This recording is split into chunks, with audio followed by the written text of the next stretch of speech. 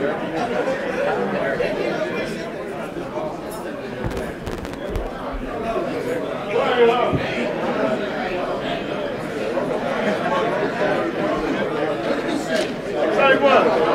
morning. If everyone can find a seat, please.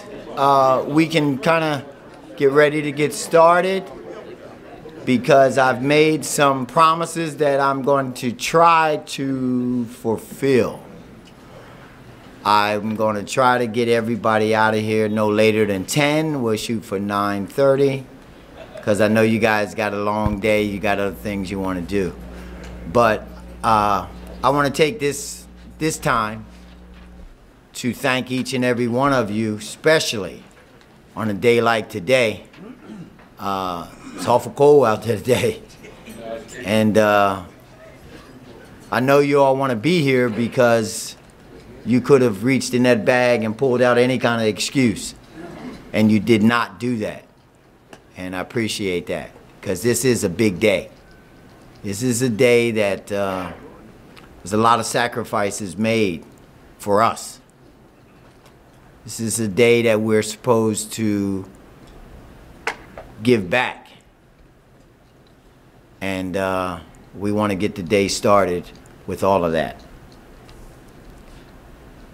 I'd like to open it up with having an opening prayer by Dr. Alexander Gabin. Gab's ready? Is he here? Come on up. Come on up, brother.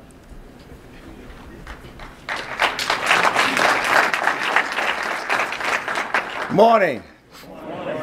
I want to do it a little bit different this time. I'm not going to digress with so much, but I want to do it a little bit different because I think it's sort of appropriate. This was written in 1931. It was written by Sterling Brown, referred to as strong men. They dragged you from homeland. They chain you in coffles. They huddled you spoon fashion in filthy hatches. They sold you to give a few gentlemen ease. They broke you in like oxen. They scourged you. They branded you. They made your women breeders. They swelled your numbers with bastards.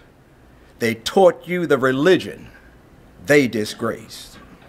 You sang, keep an inch along, like a poor inchworm. You sang, by and by, I'm going to lay down this heavy load. You sang, walk together, chillin', don't you get weary. The strong men keep a coming on. The strong men get stronger. They point with pride to the roads you built for them. They ride in comfort over the rails you laid for them. They put hammers in your hand and said, drive so much before sundown. You sang, ain't no hammer in this land strikes like mine, baby, strikes like mine. They cooped you in their kitchens. They penned you in their factories. They gave you the jobs that they were too good for. They tried to guarantee happiness to themselves by shunting dirt and misery to you. You sang, me and my baby gonna shine, shine. Me and my baby gonna shine. The strong men keep a coming on. The strong men get stronger. They bought off some of your leaders. You stumbled, as blind men will. They coached you unwantedly, soft voice. You followed away, then laughed as usual. They heard the laugh and wondered, uncomfortable, unadmitting a deeper terror. The strong men keep a coming on, getting stronger. What from the slums where they have hemmed you? What from the tiny huts they could not keep from you? What reaches them, making them feel ill at ease, fearful? Today they shout prohibitions at you. Thou shalt not this, thou shalt not that. Reserved for whites only.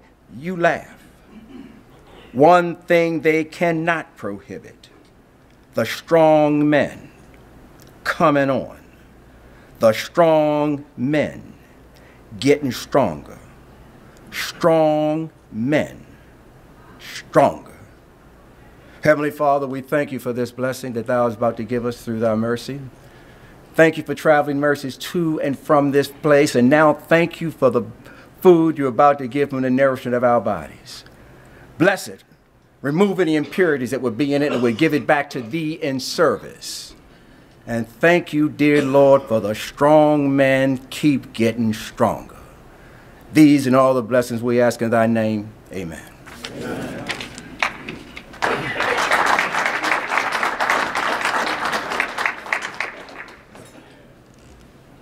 Thank you for that inspiring message, Dr. Gavin. This time we'll have a solo by Judge Hines. So if you're ready, got the vocals all tuned up, do you? All right.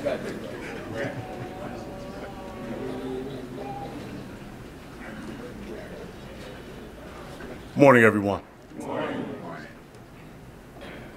A gentleman told me a while back that as you're driving your vehicle, you have this big window in front of you, which is we call the windshield. And in the middle of that windshield, there's a little small mirror we call the rear view mirror.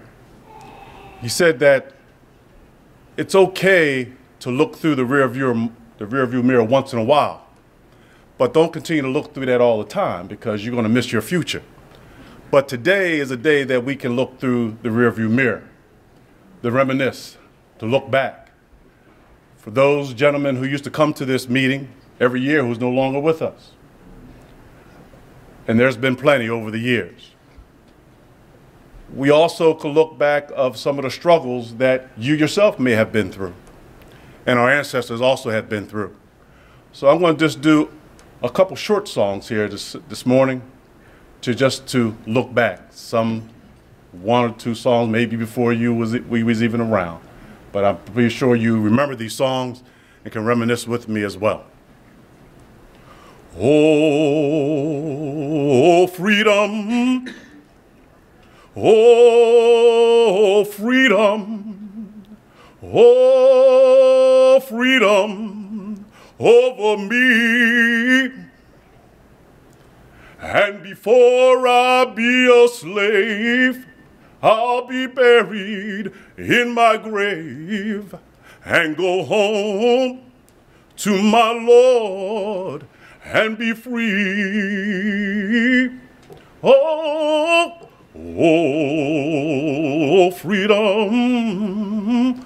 Oh, freedom. Oh, freedom over me. And before I'll be a slave, I'll be buried in my grave and go home to my Lord and be free. Ain't gonna let nobody turn me round, turn me round, turn me round. Ain't gonna let nobody turn me round. Gonna keep on walking, keep on talking, marching with the freedom band. Oh, ain't gonna let nobody turn me round, turn me round, turn me round. Ain't gonna let nobody turn me round. Gonna keep on walking, keep on talking, walking with the freedom band. We shall overcome. We shall overcome. We shall overcome. And someday,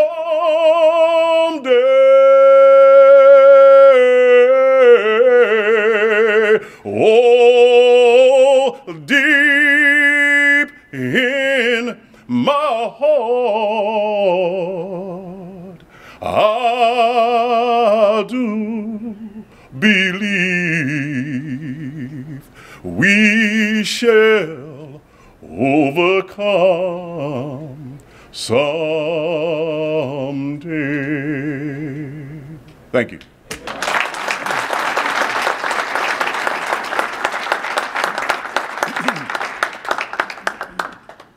Thank you, Judge Hines. At this time, I'd like to call a young fella up, Mr. Christian Williams. He's going to read some writings from Dr. King.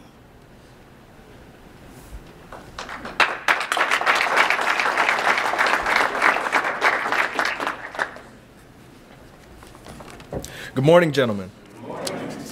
My name is Christian Williamson, and I will be presenting an excerpt of Dr. Martin Luther King Jr.'s acceptance speech for receiving the Nobel Peace Prize on December 10th, 1964. I accept the Nobel Peace Prize at a moment when 22 million Negroes of the United States of America are engaged in a creative battle to end the long night of racial injustice. I accept this award on behalf of a civil rights movement which is moving with determination and a majestic scorn for risk and danger to establish a reign of freedom and a rule of justice. I am mindful that only yesterday in Birmingham, Alabama, our children, crying out for brotherhood, were answered with fire hoses, snarling dogs, and even death. I am mindful that only yesterday in Philadelphia, young people were seeking to secure the right to vote, were brutalized and murdered. And only yesterday, more than 40 houses of worship in the state of Mississippi alone were bombed or burned because they offered a sanctuary to those who would not accept segregation. Therefore, I must ask why this prize is awarded to a movement which is beleaguered and committed to unrelenting struggle, to a movement which has not won the very peace and brotherhood which is the essence of the Nobel Prize. After contemplation, I conclude that this award, which I receive on behalf of that political and moral question of our time, the need for man to overcome oppression and violence without resorting to violence and oppression. Civilization and violence are antithetical concepts. Negroes of the United States, following the people of India, have demonstrated that nonviolence is not sterile passivity, but a moral force which makes for social transformation. Sooner or later, all of the people of the world will have to discover a way to live together in peace, and thereby transform this pending cosmic elegy into a creative psalm of brotherhood. If this is to be achieved, man must evolve for all human conflict a method which rejects revenge, aggression, and retaliation. The foundation of such method is love. I accept this award today with an abiding faith in America and an audacious faith in the future of mankind. I refuse to accept despair as the final response to the ambiguities of history. I refuse to accept the idea that the isness of man's present nature makes him morally incapable of reaching up for the eternal oughtness that favor confronts him. I refuse to accept the idea that man is more flotsam and jetsam in the river of life, unable to influence the unfolding events which surround him. I refuse to accept the view that mankind is so tragically bound to the starless midnight of racism and war that the bright daybreak of peace and brotherhood can never become a reality. I believe that wounded justice lying prostrate on the blood-flowing streets of our nations can be lifted from this dust of shame to reign supreme among the children of men. I have the audacity to believe that peoples everywhere can have 3 meals a day for their bodies, education and culture for their minds, and dignity, equality, and freedom for their spirits. I believe that what self-centered men have torn down, other men can build up. I believe that one day mankind will bow before the altars of God and be crowned triumphant over war and bloodshed, and that nonviolent redemptive good will proclaim the rule of the land. And the lion and the lamb shall lie down together, and every man shall sit under his own vine and fig tree, and none shall be afraid. I still believe that we shall overcome. This faith can give us courage to face the uncertainties of the future. It will give our tired feet new strength as we continue our forward stride towards the city of freedom. When our days become dreary with low hovering clouds and our nights become darker than 1,000 midnights, we will know that we are living in the creative turmoil of a genuine civilization struggling to be born. Every time I take a flight, I am always mindful of the many people who make a successful journey possible, the known pilots and the unknown ground crew. So you honor the dedicated pilots of our struggle who have sat at the controls of the freedom movement as the movement soared into orbit. However, most of these people will never make the headline, and their names will never appear in Who's Who. Yet when years have rolled past and the blazing light of truth is focused on this marvelous age in which we live, men and women will know, and children will be taught, that we have a finer land, a better people, a more noble civilization, because these humble children of God were willing to suffer for righteousness' sake. I think that Alfred Nobel would know what I mean when I say that I accept this award in the spirit of a curator of some precious heirloom which he holds in trust for its true owners. All those to whom beauty is truth and truth beauty, and in whose eyes the beauty of genuine brotherhood and peace is more precious than diamonds or silver or gold. Gentlemen, thank you for your time and attention. Thank you, Mr. Earl Johnson, for the opportunity. And let us continue to serve our community, whether or not it's the third Monday in January.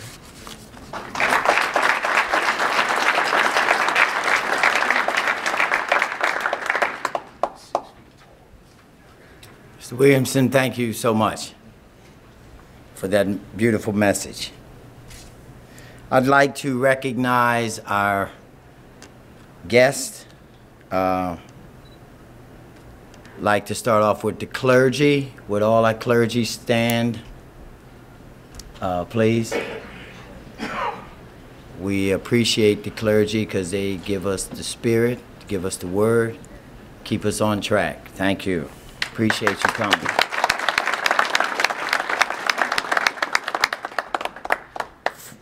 For our elected officials, are there any elected officials? Reverend Dan, and we will get to that. Like to recognize our district justices. We have two. District Justice Grover Coon, and you've heard the voice of District Justice Gregory Hines. So we appreciate them. For all my veterans, if you are United States veteran, please stand. Give them a big round of applause. This is the group that keeps us safe, keeps our country safe. For all of our senior citizens, please stand. For those guys, yep. We have a special senior citizen. I'm thinking he's the oldest one in the room. He should be somewhere around 85. Jerry, want to stand? Jerry's 85. Jerry's the oldest one. Is that right, Jerry? You're 85? 85. 85. Cross country man. Football player, one of the best. For all of our students, all of our high school and college students, will you please stand?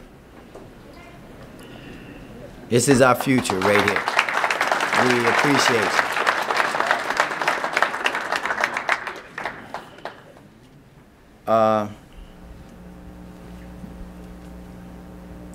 I'd like to just before we eat, and we're going to eat in the next 2-3 minutes, just like to recognize Harry Lewis and thank him for his 2 terms in the state legislature. He was the state rep for the 74th district, which was the newly created district for us. So Harry is retired. So we'd just like to thank him for serving those 2 terms. So, Harry?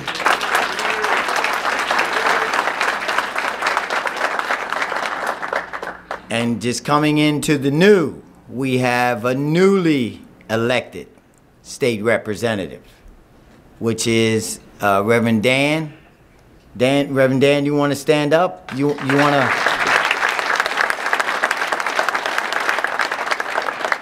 You want to come up and say a few words there, Reverend Dan, since give us a little information on where your office may be located, and we really appreciate you, and we will support you along the way. Appreciate you. Appreciate you.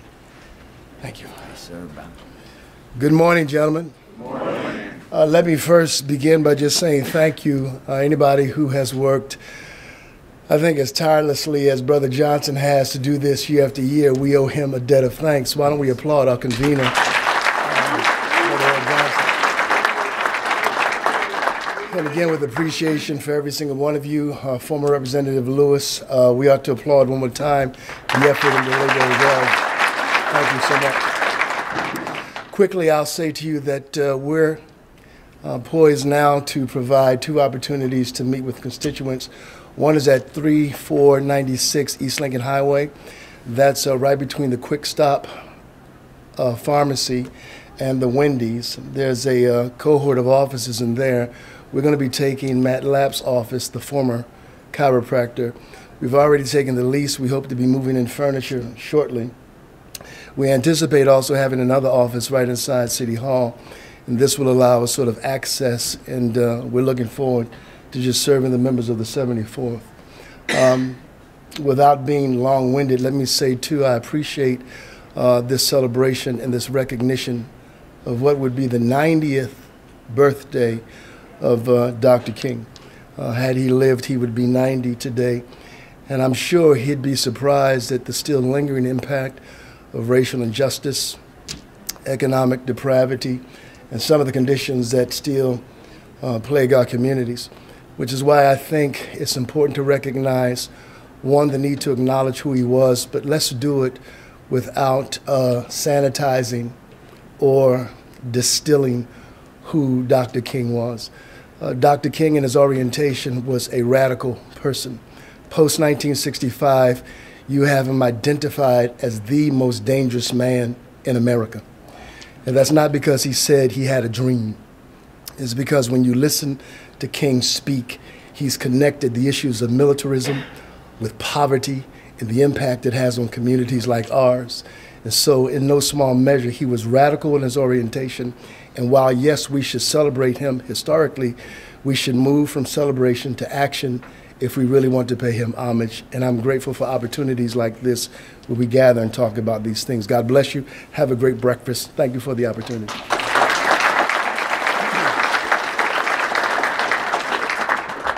Okay, one final announcement before we dismiss you to breakfast is that our local president of the NAACP, the Coatesville branch, Mr. James Simmons, would you please stand?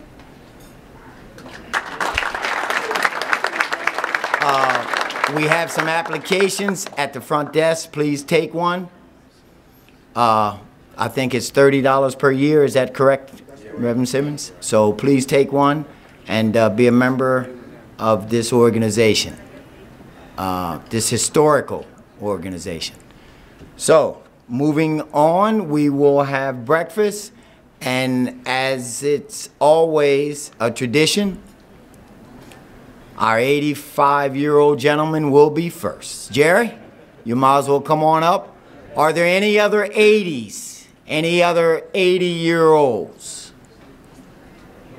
All right, Louis, that ain't you? All right. 75 to 80. 75-year-olds. That's you, huh? You and Tucker. Billy Bennett. Yeah, you're up there.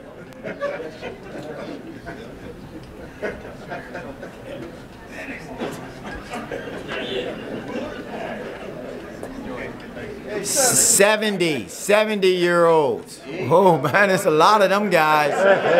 Whoa, Rosie Morgan. All them guys.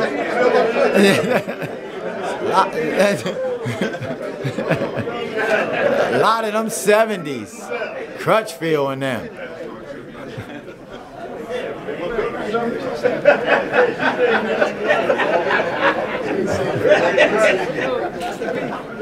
Uh, 65. 65. Getting there.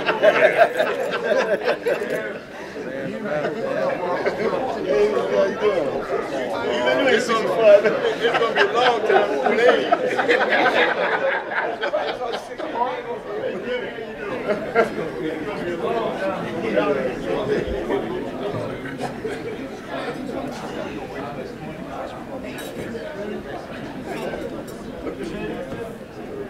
Let me see, 60.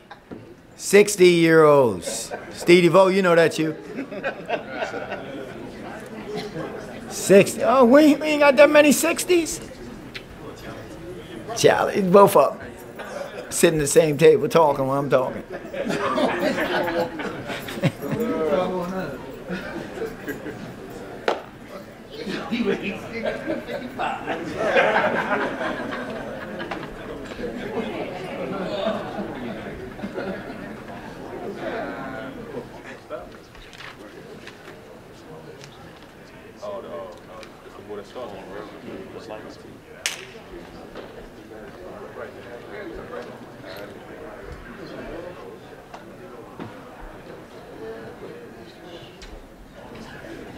Let me see, what we at? 55? 55 to 60. 55 to 60. 55. All right, let's go with 50. 50.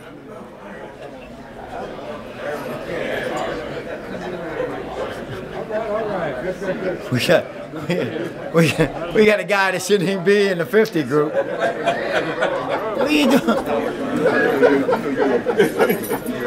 Ain't no way in the world he in that 50 group, man. None. Ain't no way in the world he in that 50 group. Oh, yeah, I was.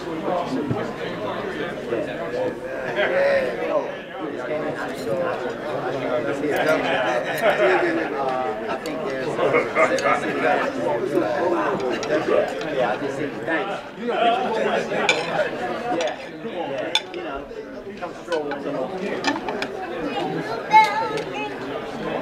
Yo. Man, what are you doing with that salt? What?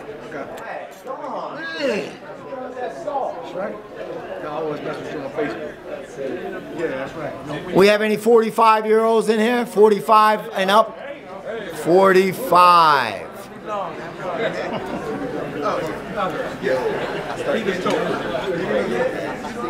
45.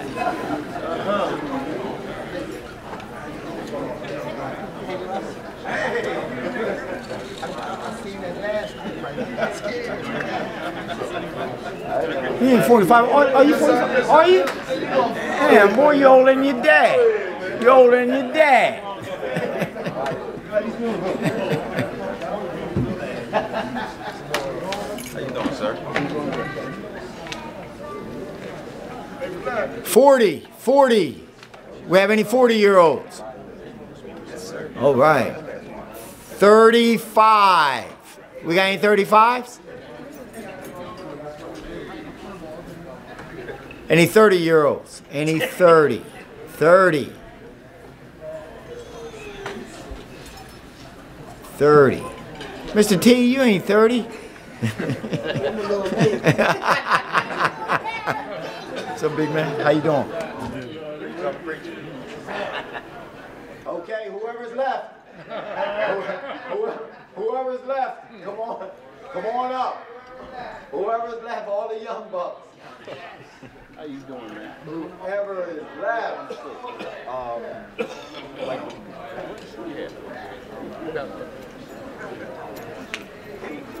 Hey, stranger. What's up, brother? How you doing, young man? Good, good.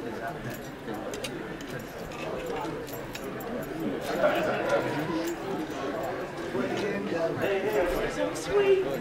Just that when you get famous, don't forget about us old. All right.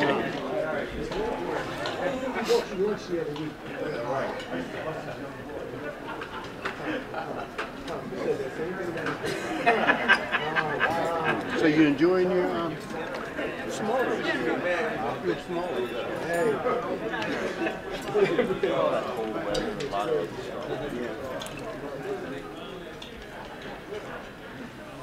How you doing, sir? That's good. Thank you.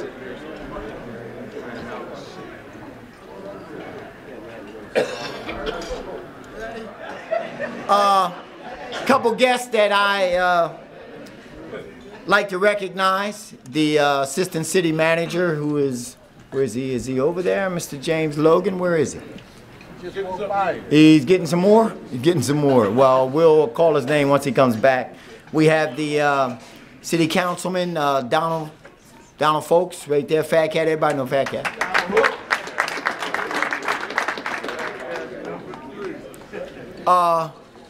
On a really serious note, we've been, this is the assistant city manager coming now with his 14th plate. You just give him a hand. Mr. James Logan, give him a big round. Welcome to Coatesville.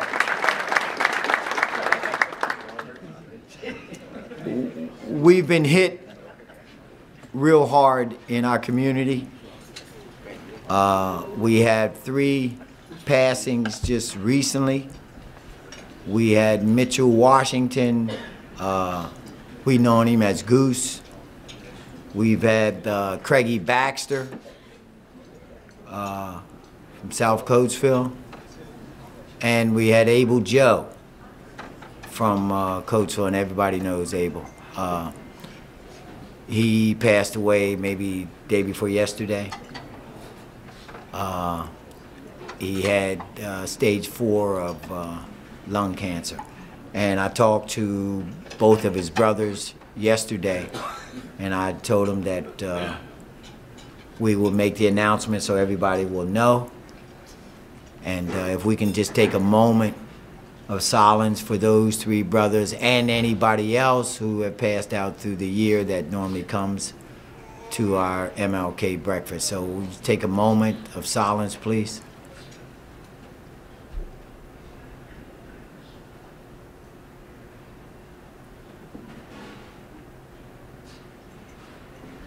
Thank you. We're going to get right into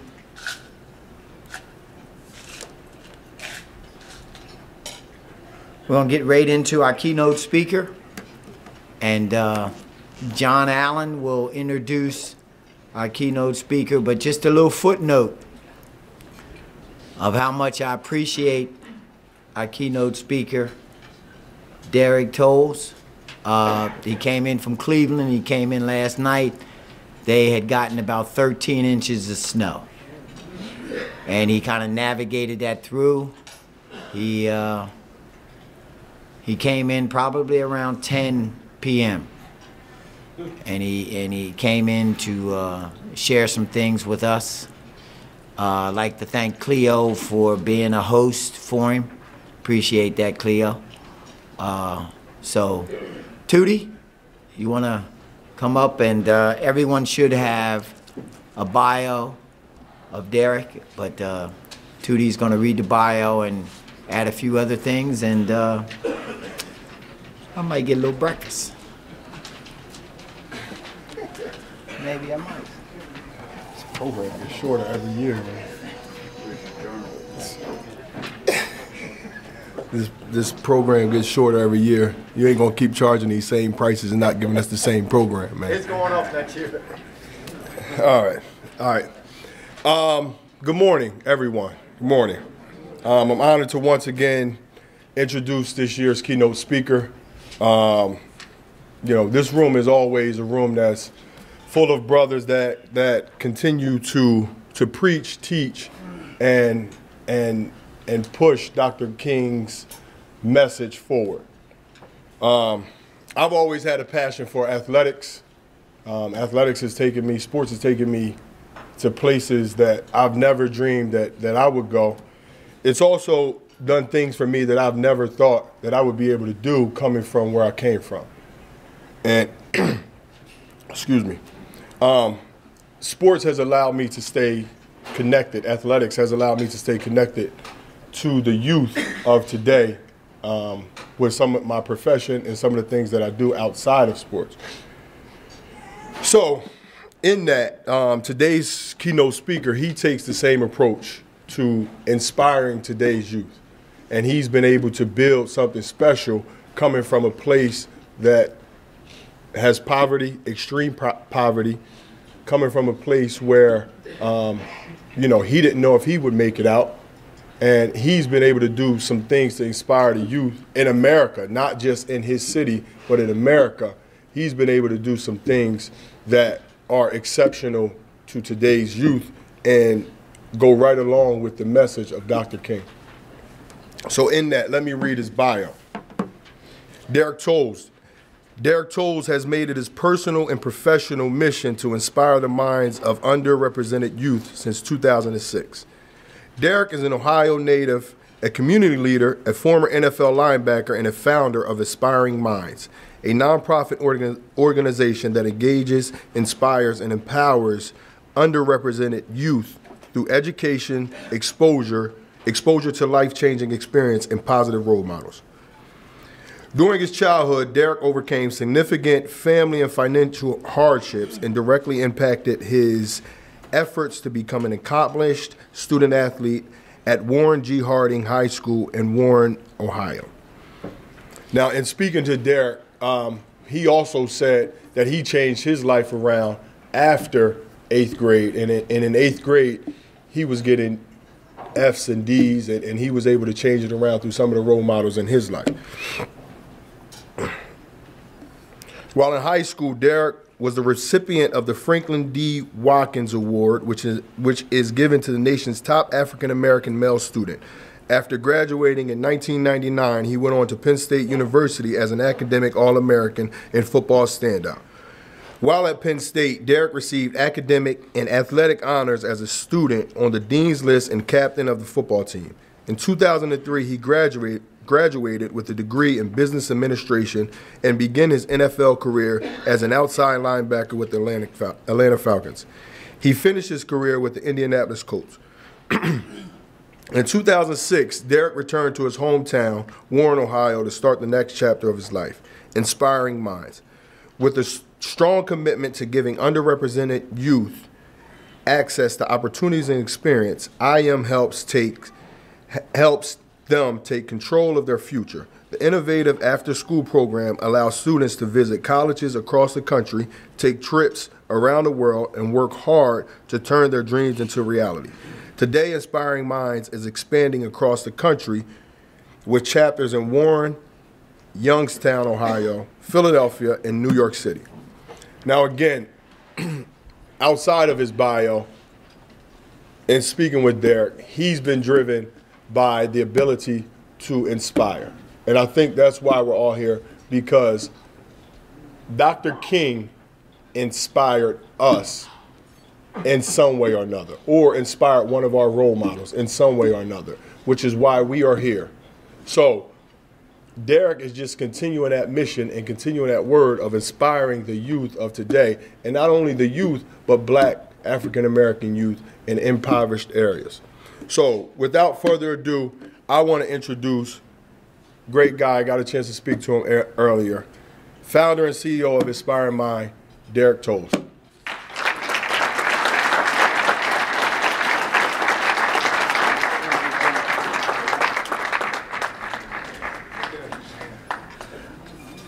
I'm going to take a point of personal privilege, if you would allow me to. And I'm going to take that point of personal privilege because I want to make certain, given the significance of who you are and who he is, that the brothers clearly understand and know who each others are.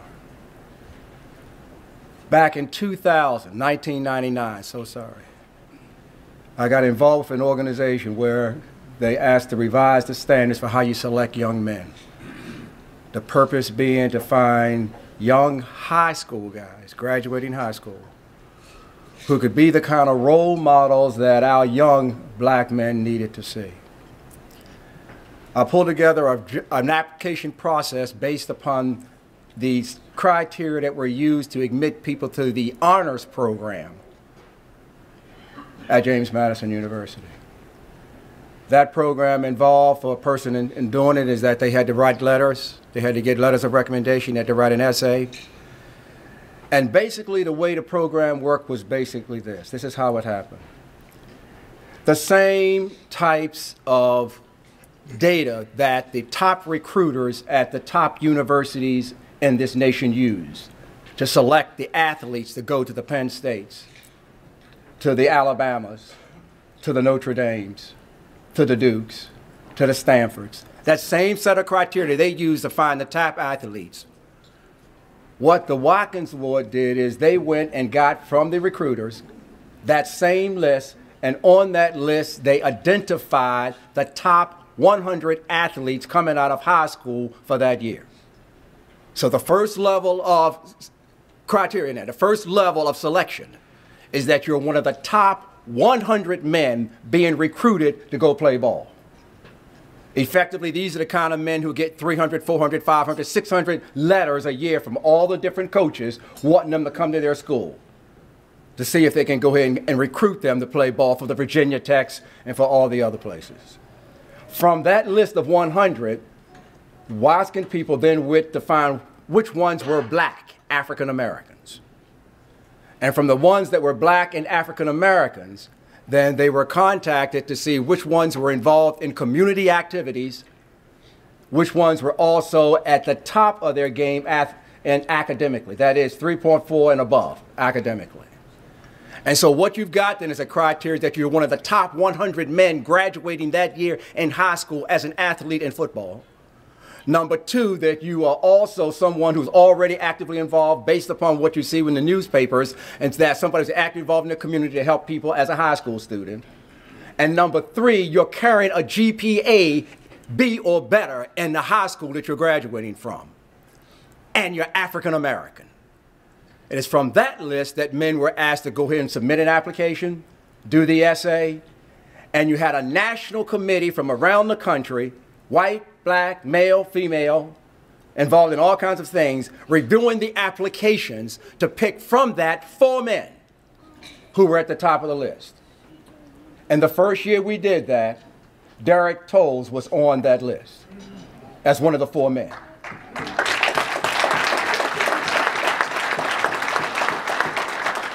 Then based upon that,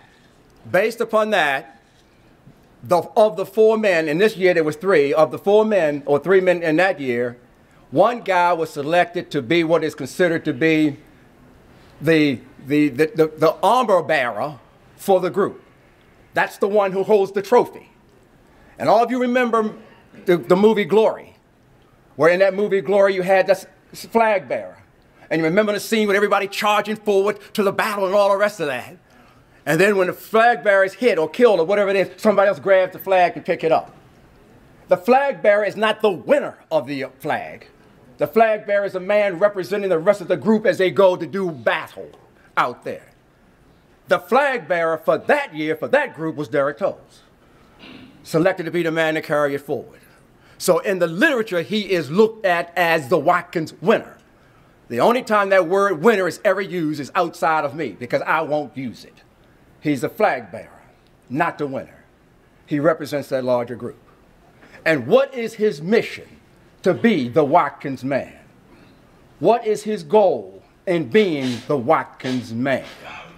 He is to stand as a symbol to the lie this country tells about black men. The only reason why we went to that list of top 100 athletes is that we know how messed up our minds are in idolizing athletes and making them believe that they are the catch-all and the be-all of everything. And so by getting somebody who is an athlete who's at that level, we know that you pay attention to them. But Derek Tolles was not chosen to be a Watkins man because of his athleticism. Once everybody in the pool who was considered was a top athlete, athleticism ceases to be a discriminating variable. The only reason why that committee chose him is that as a super athlete, he was a superhuman being. He was a man committed to his community. He was a man committed to academic excellence. And he was a black man who really defied the lie that they tell about us as black men. And so we wanted him for that reason, and he was to represent that as he went forward. And what is it that he chose to do with his life after all the other stuff was done? Go back into the community in which he came from and work with young black people to show them that they too can make it. And so I wanted you to appreciate who this man is in terms of where he comes from and what he's done. He graduated one of the top athletes in this nation coming out of high school. I played ball. I wasn't at this level. Ain't nobody giving me stuff all over the place just to come talk to me.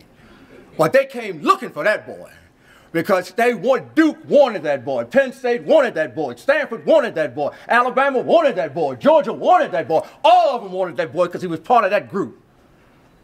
He was part of that group.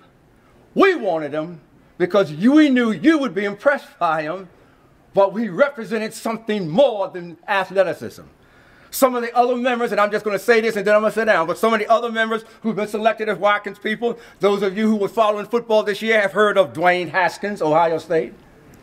Some of you probably may have heard of Jameis Winston. Some of you may have known about Gerald McCoy. Others may know about Ted Ginn. What about Lorenzo Alexander? What about Justin Blaylock? Oh, you know these guys is playing ball. Did you know that when they graduated out of high school, they were one of the top brilliant men coming out of school? You know about them playing ball.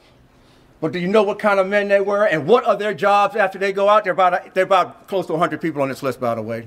What were their jobs when they go out? To make certain that no one ever tried to put forth the idea that black men can't excel in the community and academics. So this is the man. This is the man who's now going to come before you to tell you from whence he came, what he's been doing, and where he's going. Thank you.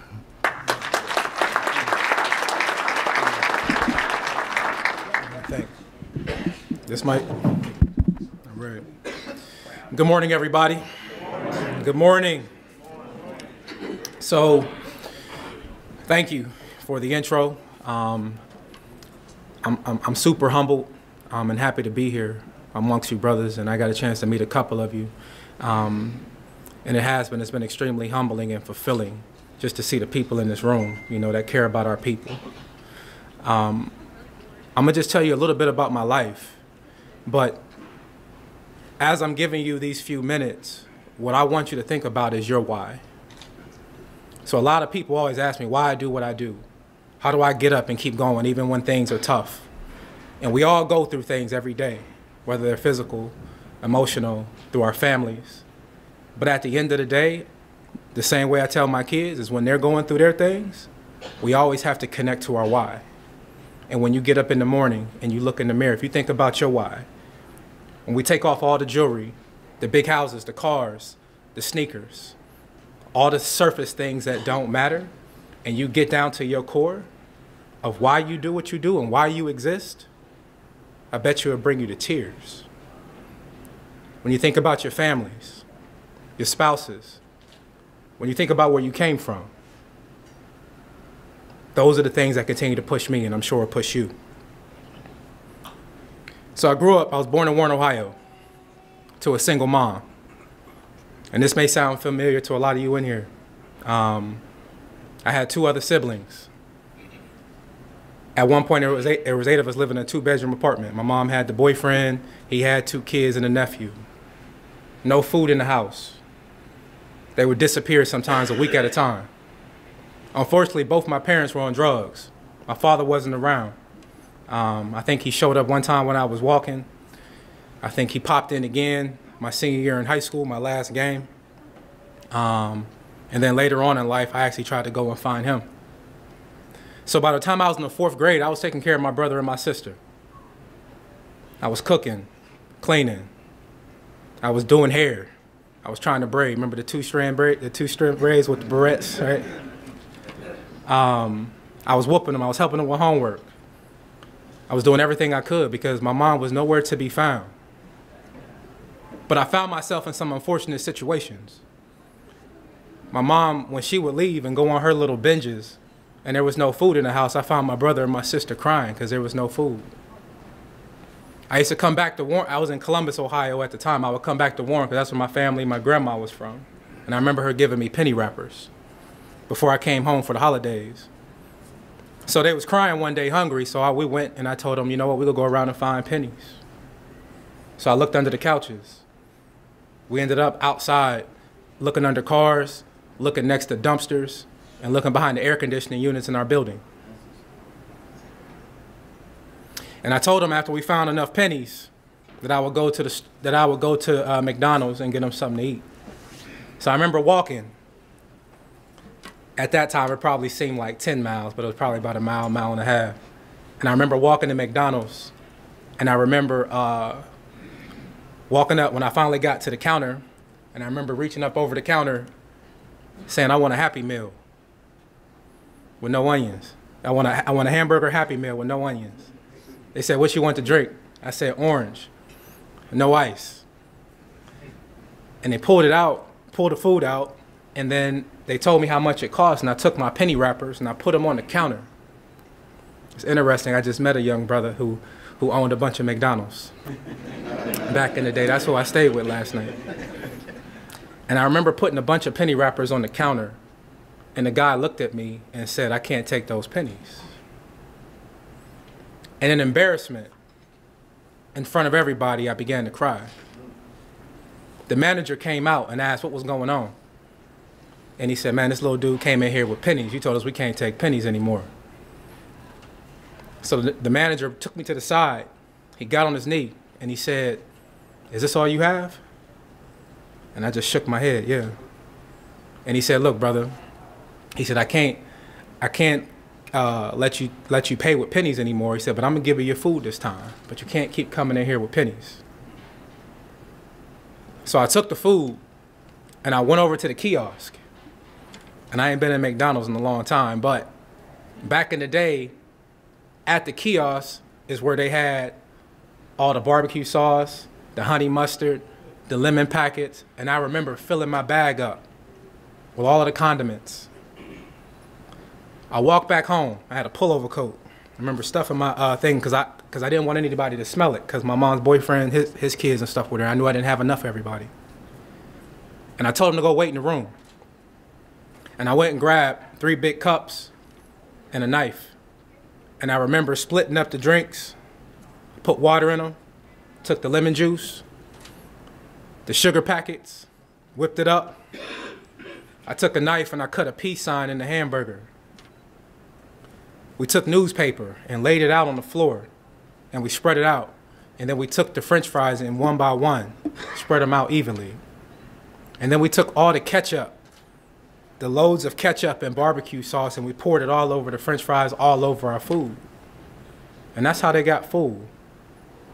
And I remember to this day, the faces of my younger brother and sister. And I remember at that moment, I said, I'm not gonna let them go hungry again.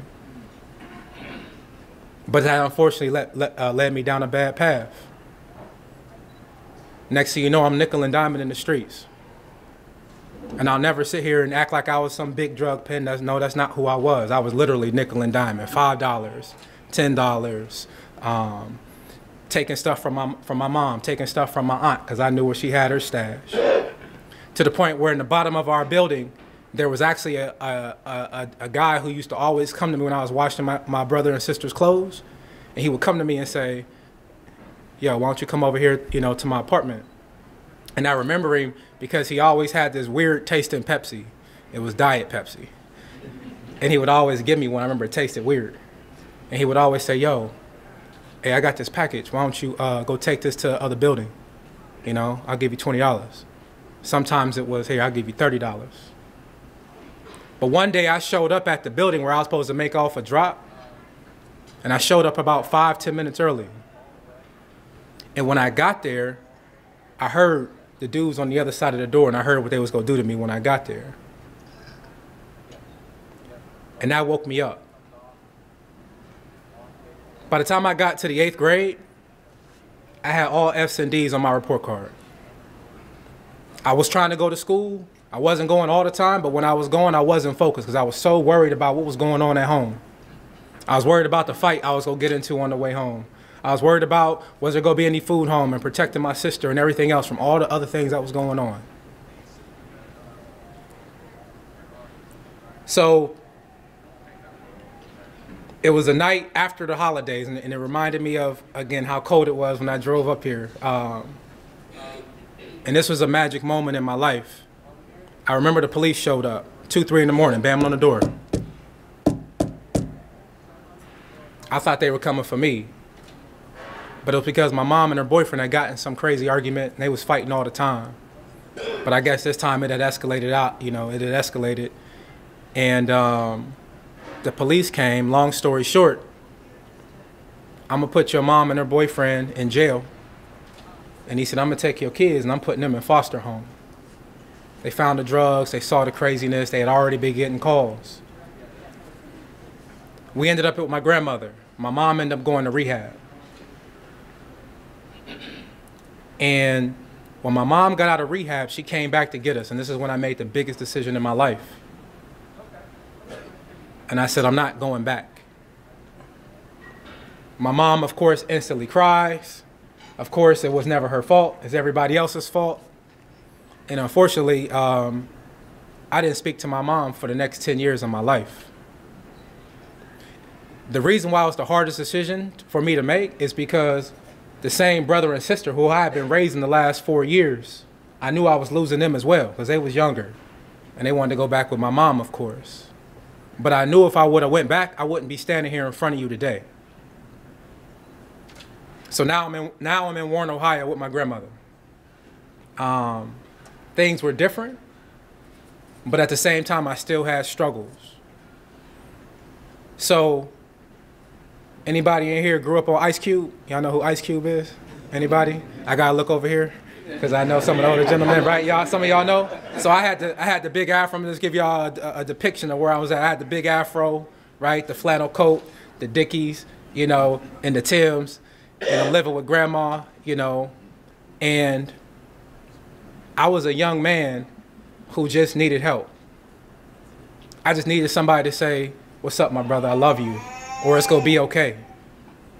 I had family members, first cousins, that wouldn't even allow me in their house. Didn't want me around their kids, didn't want me around their family because they said I would poison their household. They act like I was some 60-year-old guy who raped and murdered 20, 30 people when I was a 13, 14-year-old kid who just needed help. My grandma tried to make me go to church. I didn't like going to church. My grandma went to church 3, 4 times a week. So one day she asked me to go. I said no. She said, fine, you're on punishment. You got to stay in your room all day. This is another magic moment for me. When she left, I went downstairs. I grabbed my big bowl of Fruit Loops, went back up in my room like, it's cool. The reason why I didn't want to go to church, and this is the part she didn't realize, is because I didn't feel like I didn't fit in. I didn't sing in the choir. I didn't grow up going to church. I didn't play an instrument. I wasn't part of the family. I didn't know when you walked out the room, you're supposed to put your finger up. Like, I ain't know none of that. And I also didn't want to embarrass her because I loved her and respected her for taking me in. And I was going to beat up the pastor's son because he kept picking on me. And I didn't want to get in trouble. You know, I just didn't want to embarrass her. But that night, that was the night I fell in love with football. That night, a game came on. It was the Denver Broncos. And I don't know if y'all remember a guy named Terrell Davis.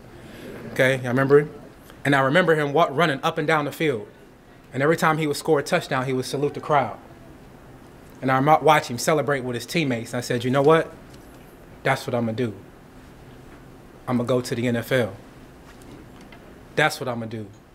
And I'm going to show my mama, I'm going to show my daddy, and I'm going to show everybody who said you black, you ugly, you stupid, you ain't going to make it, you're going to have 20 kids, end up on the block dead. I'm going to show all of them I can make it. Watch. But that dream was so big that I knew everything in my life had to line up. Now, mind you, I'm still ineligible, right? I'm still got horrible grades. I'm still not taking care. I still got super low self-esteem. So that's when I start to go on my mission. Let's fast forward. My junior year in high school. The season's over. Another magic moment. Last game of the season, coach brings me in. I mean, right after the last game, I'm in his office. And he brings, a college coach came in, wanted to meet with me, leaves. He leaves some tickets on the table, says, we think you can win, whatever. You can help us win in the future. And after he leaves, my coach says, kind of exciting, huh? And I say, yeah. Now, mind you, everybody in my life up to this point has let me down. Told me they were going to do things and never come through. So to me, even this college coach that was talking this noise was just another person who was probably just running his mouth. So my coach said to me, he said, Derek, he said, I have something for you. But before I give you this, there's 4 things I want you to remember. He said, you don't say 2 words. At that time I was super quiet. I didn't say much. I was always sitting in the corner, didn't want anybody to bother me, and I ain't bother nobody. So he said, number 1, never let anybody outwork you. I don't care what you become in life, what you do for a job or a career, you always be the first person there and the last person to leave. He said, number 2, always stay humble. You're only one mistake away from being just like the people out on the block that's talking about I woulda, coulda, shoulda, did. He said, number 3, you're not gonna have a lot of friends, which threw me back. He said, I watch how you interact with your teammates. And what I love about you is you don't split the fence. And when you stand up for something, you're always going to have opposition. And number 4, never forget where you come from. I don't care how successful you get, how much money you get, whoever you think you are in the future, you always come back and you help someone that was just like you. He went in the back part of his office and he pulled out this big TV box. Now I know y'all got flat screens now, but back in the day, y'all remember how big the TV boxes were? They're as big as a table. And he opened it up. And I had 3 or 4 letters from every college in the country. And I remember looking through them, and I saw them from Penn State and Michigan, as Dr. Gavin was saying, LSU and Ohio State, and you name it. But I also had them from Harvard and from Stanford and from Notre Dame. And for the first time in my life, I felt like I was worth something. I said, wow, you smart. Wow, you go do something with yourself. That box was my crystal ball. Just like our kids today, when we're going through things, we feel like the world is over. Because we're so immersed in our current situation and we don't realize that that's the first 17, 18 years of our life, no matter how hard they are, they're just a small piece. And it's setting the stage for our future. And I wish I had that crystal ball for every single one of the kids I come in contact with, but that's what that box was for me. I ended up leaving. I committed to go to Penn State my junior year. The same kid that was ineligible, which is what I'm most proud of. Not only was able to go to any college he wanted to go to, but the same kid who had all F's and D's graduated with 3.98 GPA out of high school. That's what I'm most proud of.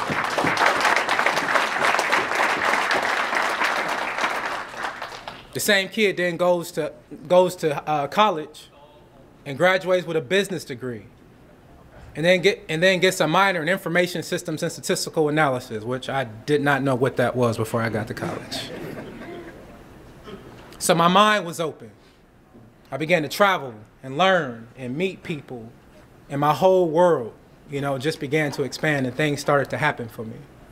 I was then blessed to step into the NFL. No, I didn't make $100 million. No, I wasn't a big-time player. I stepped in as a free agent in Atlanta. I ended up getting cut. They wanted to bring me back, but they wanted to bring me back as a new position. So I said no. I ended up in Indianapolis. And then going into my second year, I got injured. Tore up my hip flexors, shredded them, popped off my abductors, and ripped my top pubic muscles right here. Both sides. Some of you may hear on TV, you ever heard the term sports hernia? So I had it to the 4th degree. I go in for surgery.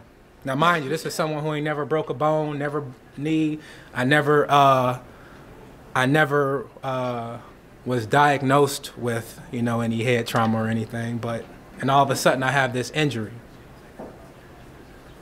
They messed up my surgery and had to go back in and redo both sides. I actually got the surgery done in Philadelphia. And then when I got my second one, I said, can I go back home and do my therapy? Because I knew there was a group of people who would take care of me. So they put me on injured reserve. And since I was still getting paid, I had to go to therapy 8 hours a day. I had to go back to Indianapolis every 3 weeks or every 2 weeks. And then every 3 weeks, I had to come back here to Philly to see the specialist and surgeon who worked on me. At the end of every therapy session, they would do ultrasound on my hips and my scars.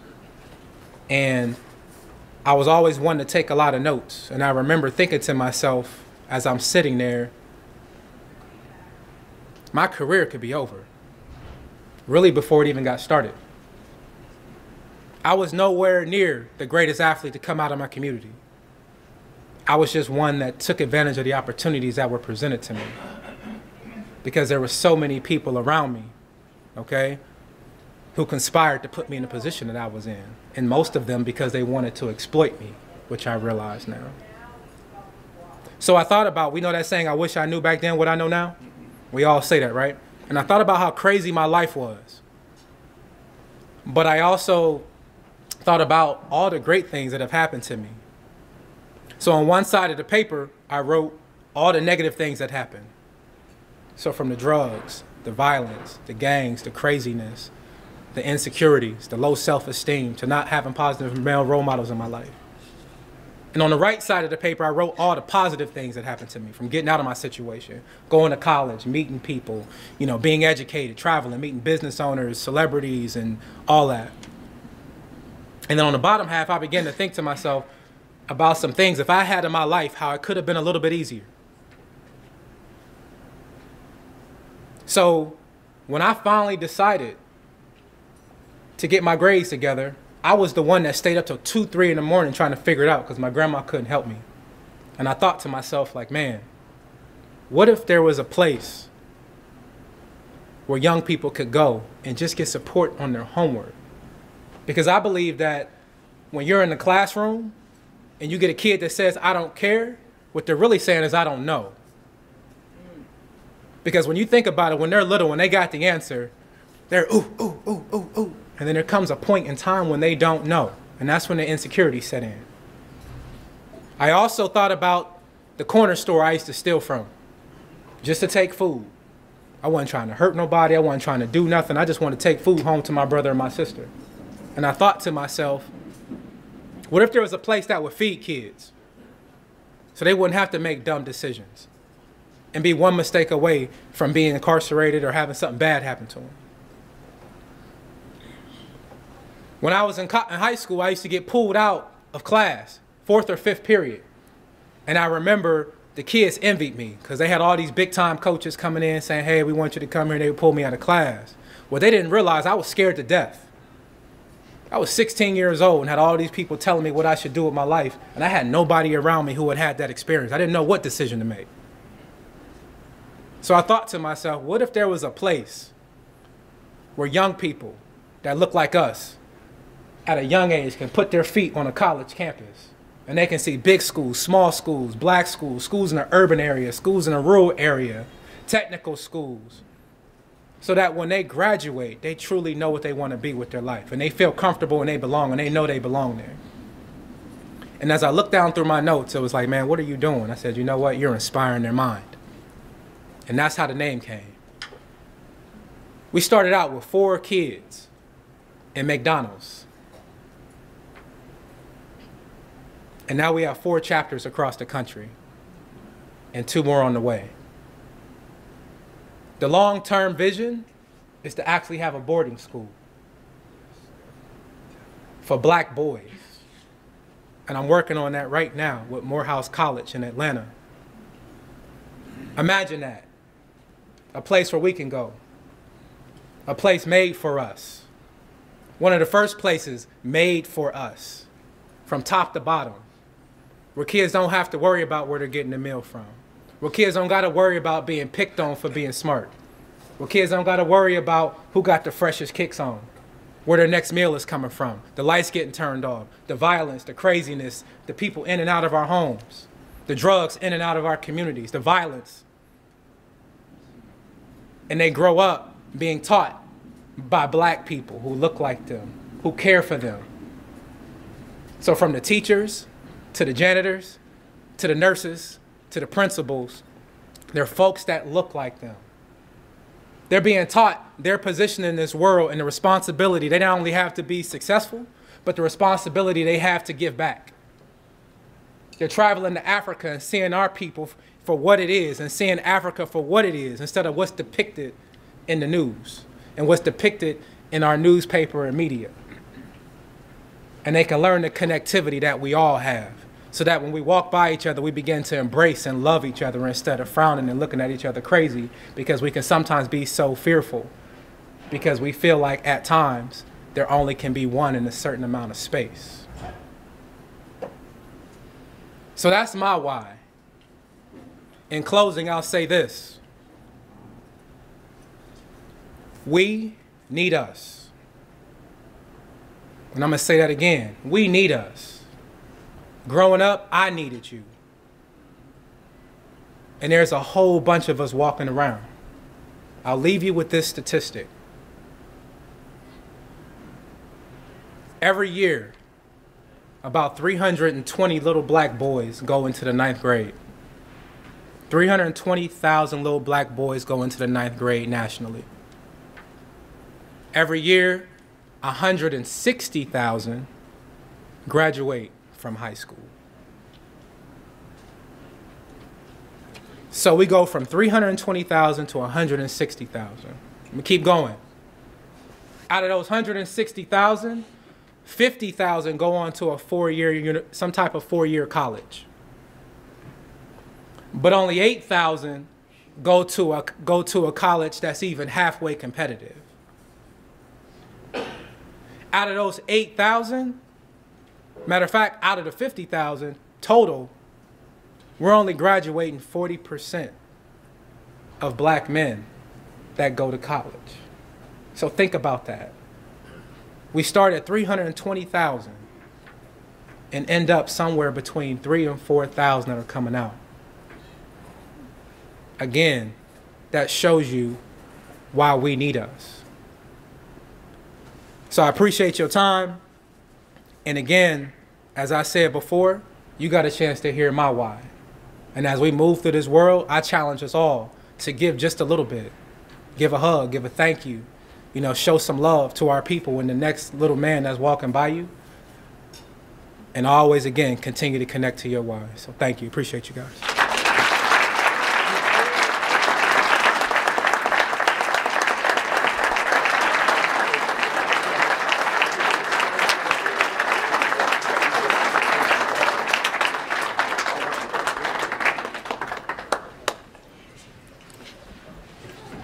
Excellent. Appreciate you.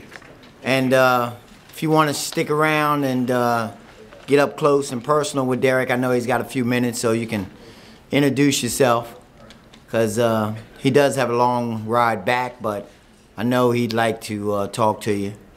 And his message was inspiring because we all can relate. We really can. We're got similar backgrounds from similar places. We look the same.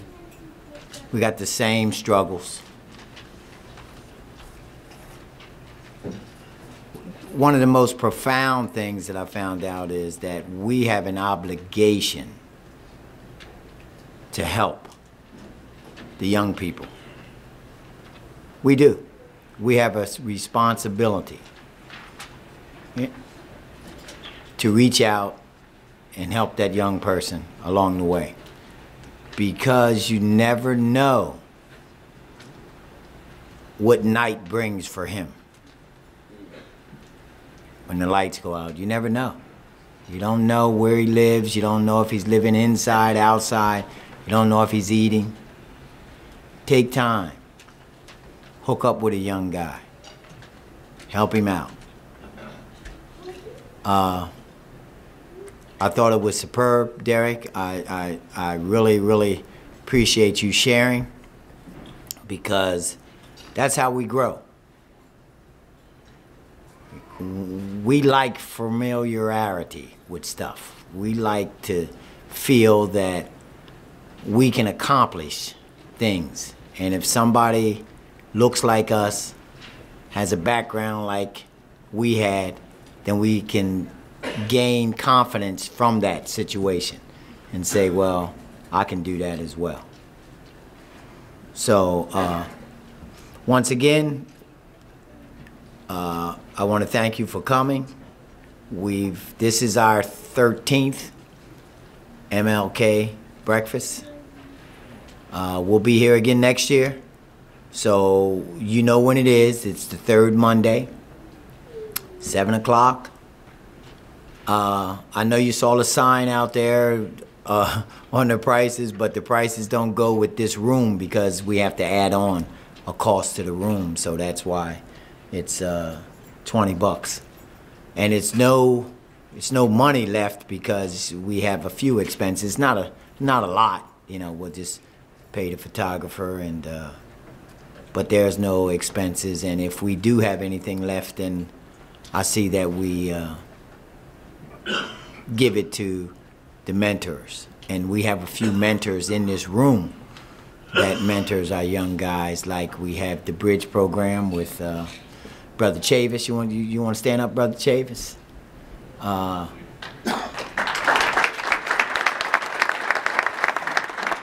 Brother Chavis's program is from the high school, Coastal Area Senior High School, and he's got African American brothers that they mentor and get into colleges. And it's a great mentorship program, and we like to support them as much as we can. Is there anyone else that has a mentor group? Dr. Miles. Dr. Miles is over here. Want to stand up, Dr. Miles? He's got a mentoring group.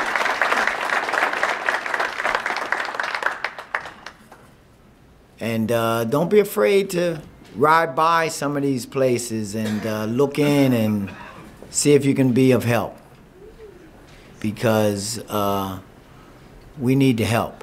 You know, we've done pretty well ourselves, and that was based on who helped us. We didn't get to where we are, it was just us. Somebody had to come and help us, and we have to make sure that you keep that hand reach back there so you can pull somebody up. I am pretty much 9:46. It's pretty much on time. I said before 10.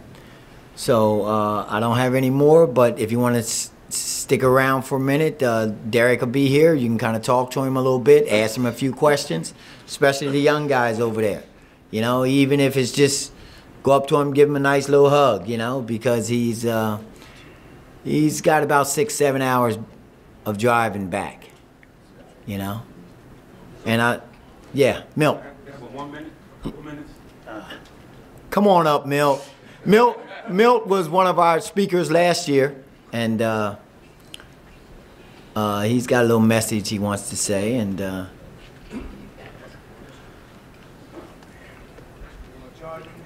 he used to be shy, but he ain't shy no more. I ain't young no more. All right, my name's Milton Bax. Everybody knows Miss Payne, pretty much whatever.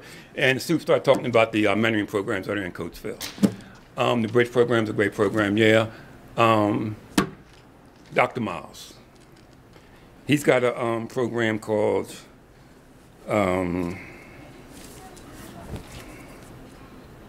Dream Big.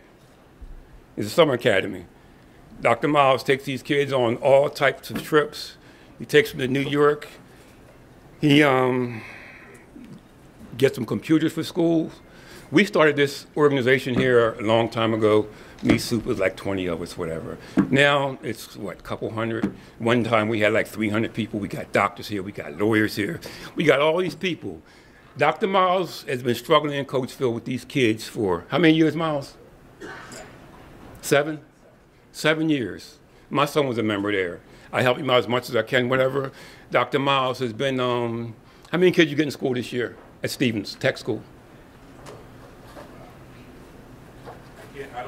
He don't talk much. He don't talk much at all, but he does a lot. He needs our help with these kids. Everybody here probably wastes what, $100 a year, $200 a year, playing numbers. I mean, $2, $3 a day. These kids are out struggling to get to school. A lot of them can't go to college, like my man said. Everybody's not here for college. Everybody's not college material. A lot of people go to the trades. That's what we're doing. We got all, like I said, Miles, we got so many kids in trade school this year, it's pathetic. But we need our community to help our young kids, because everybody's complaining about our kids. But it's not our kids' fault, it's our fault. It's our fault. We're not doing our job. When we came up, we had older guys that do stuff for us, and you know, people, even the junkies. We looked up to them. We didn't look down on them. So I'm just asking that everybody here, you have emails, you have phone numbers, give Dr. Miles some information so we can easily, just like some of the kids. Our kids are graduating from high school with GPAs of 1.7. These kids are playing football. They're playing basketball. They're playing sports. They go out to apply to these colleges. Nobody's looking at them. I had a coach tell one kid that graduated when they went to the state championship game that he couldn't go to college. He had to go to the service. I saw him working somewhere. I said, I thought you was going to service. He said, I don't want to go to service, man. He said, I want to go to school. I said, where do you want to go? He said, Stevens. I took him to Stevens. He got in after the coach said he couldn't go to school. He didn't finish, though, but he did get in. But he had some other issues. If he had some people around that he could go to, like my man was saying, Derek was saying about some place where you can go to just to talk to somebody, to get a meal. You know, that's what we're trying to do here with Miles's Big Dream Academy. I looked back at Miles one time in a meeting. I said, we'll make that brick and mortar, which we can with everybody in here. But we've got to all stick together, and we've got to do this. That's why I stopped coming here for a while, because I was depressed about we weren't doing anything for our young kids. And we need to step up now and start doing for our young kids. And that's why I'm here today, basically. It took me a while to say something, but, you know, I don't want to make anybody feel bad, but our kids need us, especially in Coatesville. We have all these talented kids that play sports in high school. Where do we go after high school? To the block. One guy that was playing 2 years ago, he had academic problems, everything. Everybody's trying to get him back on the team, whatever. He just got back out of jail. He has no leadership. He has his mom's Derek knows. Mom's a junkie, dad's a junkie. He wasn't as fortunate as Derek to do what Derek did. Derek did that on his own. A lot of our kids need help to get to that situation. And like I said, all these educated guys in here, all of us, we should do as much as we can for our kids. And I think it can start with Dr. Miles' organization. He does a lot on his own. So if it's in your heart, the day before you leave here, go see Dr. Miles and give him your number. If it's only just taking the kid to school, there's no money involved. I took off work to take a few kids, just drove them up there all day long, spent the whole day with them, talking to administration up there because Dr. Miles is hooked up with Stevens. I also am hooked up with Stevens. That's where I got my start from, the trade school. And like I told y'all last year, I ain't the smartest person. I don't know what my GPA is when I left high school, but I tell you what, out of everybody in my class, I probably was the top one to come out of there financially. And that came from hard work and dedication. It didn't come from brightness. Like I said, God gives everybody something. So hopefully y'all will see Dr. Miles at the end of this, give him your number, your email number, and throw a couple dollars here and there. He can do so much with these kids. Miles is a meek, mannered guy that's just great. He loves these kids. They come to his house, he feeds them, he does stuff with them, he has meetings with them, he talks to them about schools. And this can be a brick and mortar situation in Coatesville. We can piggyback on to Derek. And hopefully I'll get a chance to talk to you a little later, Derek. They got to show respect too. They're not taught respect. Brother Baxter, they got to, so there's a lot of problems. Pardon me, Steve? Make it respect. I see it every day. Like Mr. The 9th and 10th grade teacher here does. Respect. No respect. They got to, somebody's got to get down and these families and show respect, man. They can't even spell respect. Exactly. Yeah. So that's my little message. Hopefully we can get something going on for these kids in Coatesville and keep moving from there. And we can build this and we will have more kids here coming because everybody can bring a kid. We can have a busload of kids come up here. I would love for Derek to go to the high school. If we can get him at the high school or something. Because these kids really, really need that story is a story that's out of this world, man. And I appreciate you so much because you're going to do a lot for a lot of people. This is at the end of it because you're going to be back down here again if I have to do it. That's it. Thanks, y'all.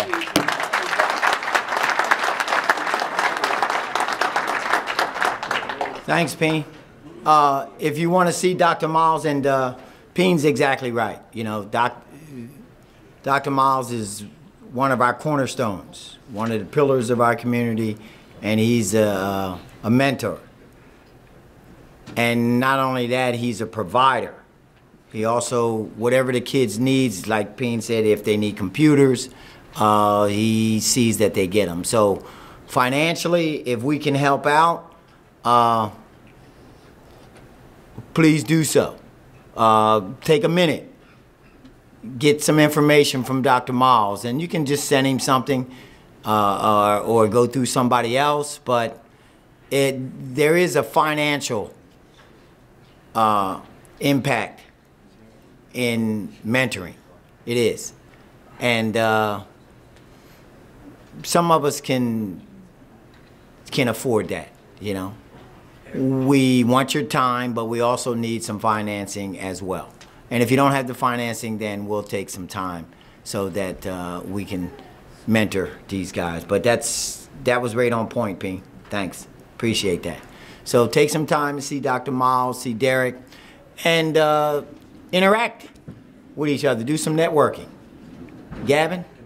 Yeah. One more, and then, come on, Gavin.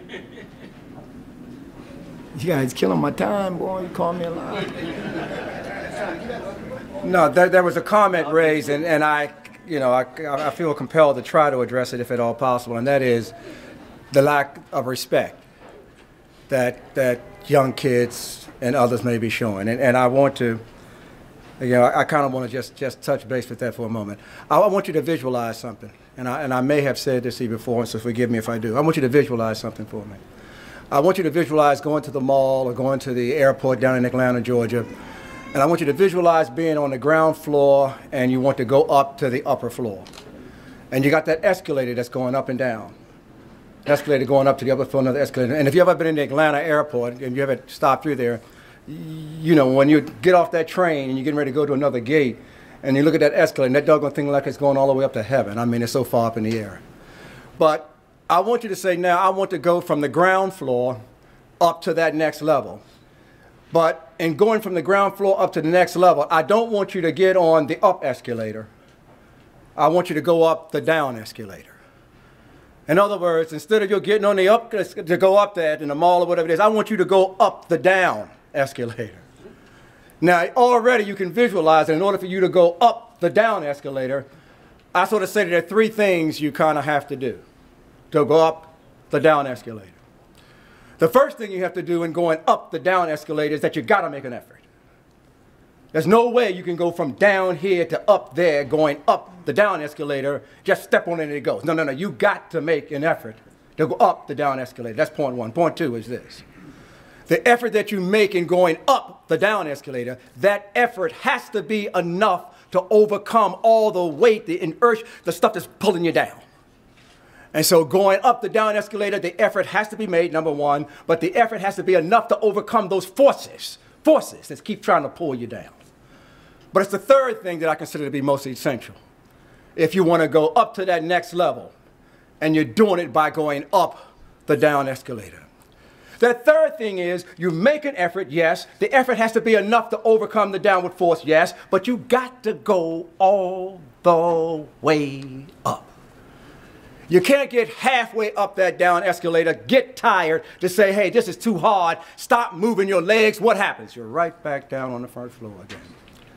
You can't go head on and start going up that escalator and start saying, look how hard I've been working and look how well we've been doing. Look how successful I get. And so you get 80%, 90% up there and you start beating your chest about how great you are. You start breaking your arm off in the back about how well you're doing. And then you start celebrating and say, Jess, we're almost there. Look, I'm always up there. Stop moving your legs and what happens to you?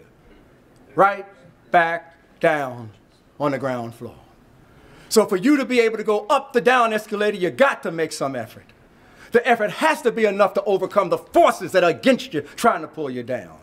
But most essentially, you got to go all the way up. With regard to our communities and all the stuff that's happened to us, God knows it's stuff that has happened to us.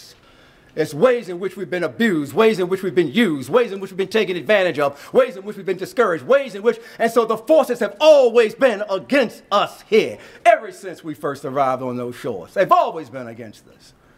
And the fact that our young people, so many of them can be so disrespectful, the devil is always busy forcing us, pulling us down. And so in order for us, we are the adults, they're the children. Yeah, they messed up. Yeah, they got issues. Yeah, the devil is always busy trying to mess us up. And the devil a lot of time is successful. Because we got to make an effort. The effort has to be enough to overcome the doggone forces against us. But doggone it, you got to go all the way. If you got organizations here that are trying to work with kids, with all the imperfections of the people running them, with all the imperfections of the system with it, with all the imperfections, good people, we ain't got no choice.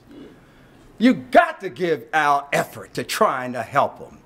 And we got to recognize we are the adults, they're the children.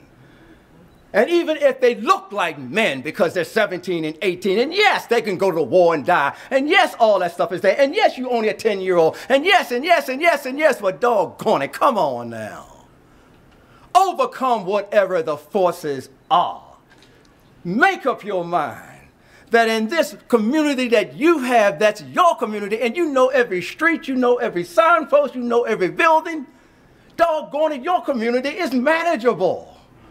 It's not something so doggone big where you don't know who the people are. It's not so doggone spread out that you don't know who the legislators are. It's not so difficult that you can't get a hold of it. But we do have to go ahead on and fight the devil and make up our minds to try to help these kids. That's what I think.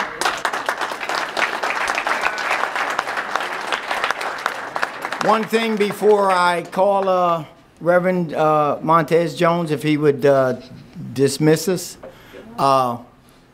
I'm going to leave this bag over here. And if you want to do a contribution for Brother Miles and get some information from him, then that would be most appropriate. It's up to you if you want to drop a little something in this bag, and Brother Miles can take it on his way out. Or if you want to just give him something yourself and get his information, whereas you can help him help the young man that he's helping. Pastor Jones, could you dismiss us, please? Thanks again for everyone. I love all of y'all. Appreciate you coming. Shall we pray? Our Father and our God, it's again that we thank you and we bless your name, Lord, for this wonderful occasion. We thank you, Lord, for the spirit that's in this room. We thank you for the spirit of encouragement and even the spirit of empowerment. We that are here today, we will leave changed and inspired to do more, to dig deeper and to reach farther, Lord. And we know with your help and with your guidance, we can do all things. There's nothing too hard for you. And with us and with a willing spirit, Lord, it shall be done and it shall be accomplished. We thank you, Lord, for the testimony that we heard today of our brother, Lord, Derek. We thank you, Lord, for his boldness and his willingness to expose his journey that we might be inspired. And your word told us that we overcome by the word of our testimony. And so, Father, we pray your blessings upon him. And Lord, let what you gave him, Lord, just reach within us that we too might duplicate and even spread it and do more, even right here in Coatesville, Lord. So we thank you and we ask your blessings upon each and every one as we now prepare to leave this place, but not your presence. Lord, go with us and keep us until we meet again. Amen. Amen. I will be the first to put something in this envelope.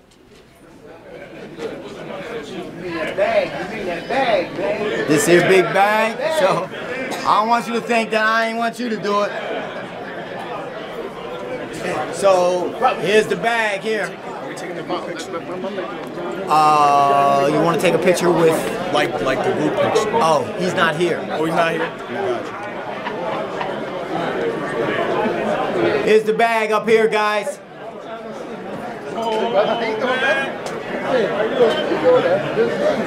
Thank you. Here's the bag up here. Appreciate you, man. What's up, Coach? Appreciate you guys. Here's the bag, and then make sure you get with Brother Miles and Brother Derek.